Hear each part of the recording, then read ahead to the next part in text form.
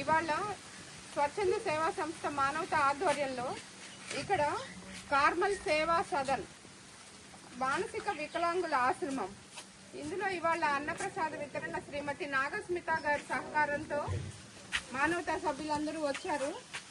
ఇక్కడ అన్నప్రసాదాన్ని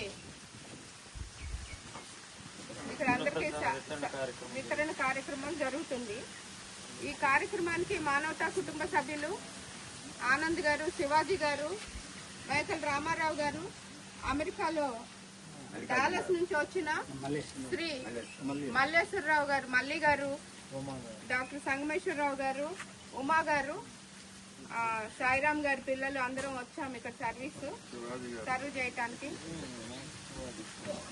సో ఈ కార్యక్రమానికి సహాయ సహకారాలు అందించిన నాగస్మిత గారికి ఒకసారి హృదయపూర్వక ధన్యవాదాలు. గట్టిగా కరతాళ ధ్వనులతో